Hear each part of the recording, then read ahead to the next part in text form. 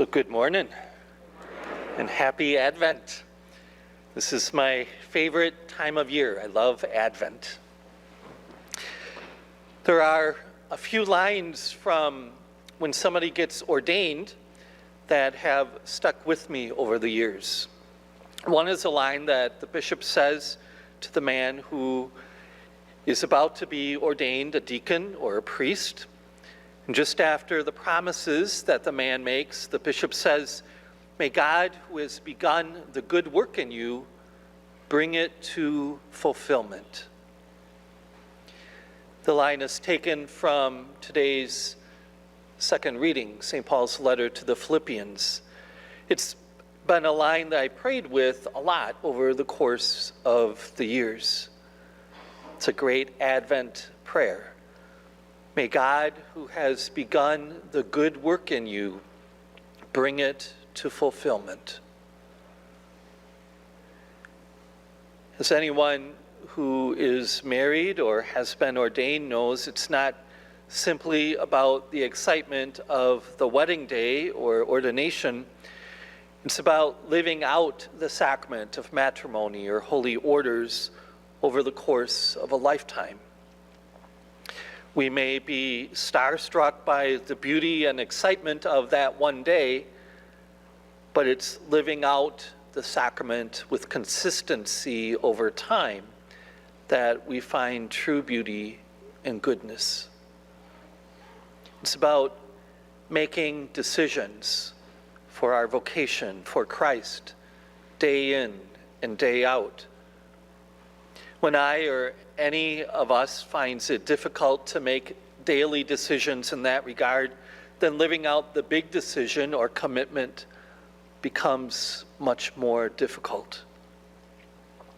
For all of us, our first calling, our first vocation is to follow Christ. What we call the universal call to holiness comes from our baptism. Like living out matrimony or holy orders, following Christ is also the commitment of a lifetime. It's the accumulation of small choices to do the right thing made over and over that leads to a life of holiness. We're all pretty good about doing things for Lent. We get up our strength to spend 6 weeks doing something for God and for others that will help us grow in faith. We psych ourselves up to say, I can do this for 40 days. And then for most of us, most years, Holy Week comes and then it's over. It's been good for 6 weeks or however long we lasted, but what about a change for life? Unlike Lent, which we see as short-term, Advent calls us to think about eternity, forever. God is forever faithful, and God wants us to be forever faithful in return. God wants us to spend eternity with Him. Our Advent readings today talk about consistency. The prophet Baruch in the first reading talks about putting on the splendor of glory from God forever. Even though difficult things happen in our world, God is always with us. Baruch lived in a time where people were defeated in battle and then had been taken away to a foreign land in exile. And yet God's message is that we are named and remembered by God forever. John the Baptist's message in preparing people for Christ is the same message of the prophets from long before. Every valley will be filled, every mountain will be brought low, and all flesh will see the salvation of God.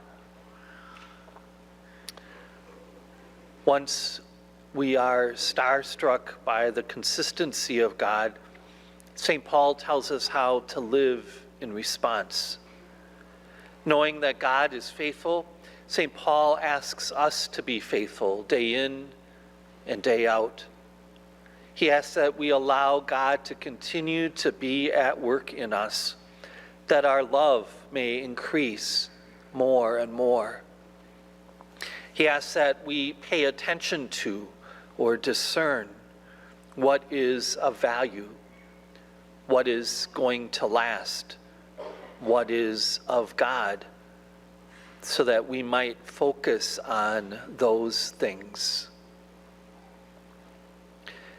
That happens by our being consistent in prayer and consistent in our decisions.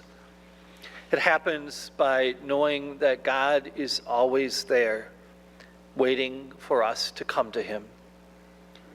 It means that hopefully we are closer to God today than we were a year ago.